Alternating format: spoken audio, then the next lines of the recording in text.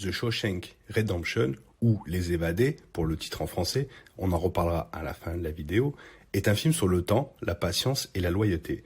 Cette histoire raconte comment deux hommes condamnés à perpétuité en prison deviennent amis et trouvent un moyen de combattre le désespoir.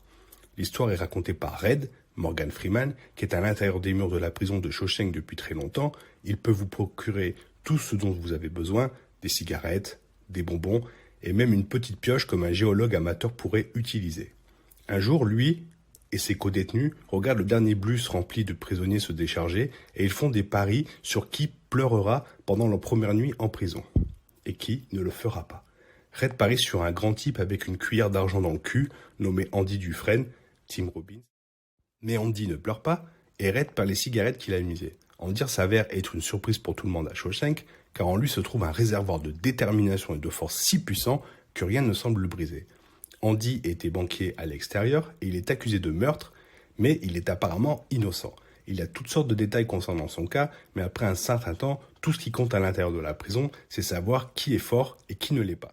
Red est aussi un condamné à perpétuité. De temps en temps, il calcule ses décennies devant la commission des libérations conditionnelles, qui lui demande tout le temps « Pensez-vous être réhabilité ?» « Oh, très certainement, oui, répond-il. Mais le feu s'éteint de ses assurances au fil des années et il y a le sentiment qu'il a été institutionnalisé, comme un vieux condamné à perpétuité qui se suicide après avoir été libéré sur parole.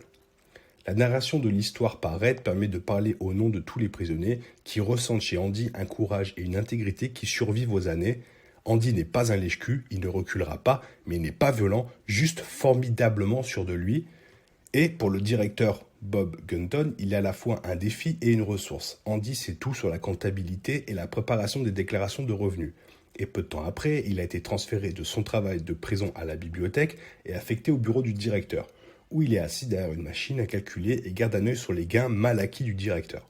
Sa renommée s'étend et il finit par s'occuper des impôts et des régimes de retraite de la plupart des responsables du système pénitentiaire local.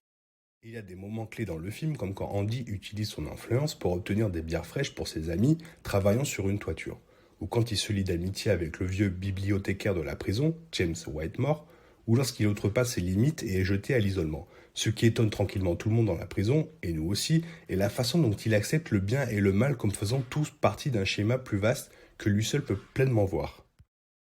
Le duo de personnages, interprété par Tim Robbins et Morgan Freeman, est crucial pour le déroulement de l'histoire. Ce n'est pas un drame carcéral, au sens conventionnel du terme.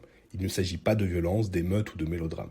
Le mot « rédemption » est dans le titre pour une raison. Le film est basé sur une histoire, Rita Hayworth et The Shawshank Redemption, de Stephen King, qui est assez différente de la plupart des travaux de King. L'horreur est ici pas du genre surnaturel, mais du genre qui découle de la réalisation que 10, 20, 30 ans de la vie d'un homme se sont déroulés dans la même routine quotidienne immuable de la prison. Le réalisateur, Frank Darabont, peint la prison dans des gris ternes et des ombres, de sorte que lorsque des événements clés se produisent, ils semblent avoir leur propre vie. Andy, joué par Robbins, garde ses pensées pour lui. Red, tel que Freeman le joue, est donc un élément crucial de l'histoire. Son observation attentive de cet homme au fil des années nous permet de surveiller les changements et de mesurer la mesure de son influence sur ceux qui l'entourent. Et tout le temps, il se passe autre chose, caché et secret, qui n'est révélé qu'à la fin. The Shawshank Redemption n'est pas une histoire déprimante, même si je l'ai peut-être fait sonner de cette façon, il y a beaucoup de vie et d'humour dedans, et de la chaleur dans l'amitié qui se noue entre Andy et Red. Il y a même de l'excitation et du suspense, mais quand on s'y attend. Mais la plupart du temps, le film est une allégorie sur le fait de conserver un sentiment de valeur personnelle malgré tout. Si le film est peut-être un peu lent dans ses passages médians, cela fait peut-être aussi partie de l'idée de nous donner une idée du passage plombé du temps avant la gloire de la rédemption finale. Donc en m'écoutant, vous avez bien compris que le titre français n'a absolument rien à voir avec le sens du film. Le film a été appelé Les Évadés en français, mais ça n'a vraiment rien à voir. Ils auraient dû appeler ça La Rédemption de Shawshank ou un truc comme ça. Ok ? Merci d'avoir regardé ce second épisode de Une fois par an. On se retrouve la semaine prochaine pour un troisième épisode. En attendant, vous pouvez toujours vous abonner et liker cette vidéo. Ça fait toujours plaisir, ça me va droit au cœur. On se retrouve la prochaine fois. Bye!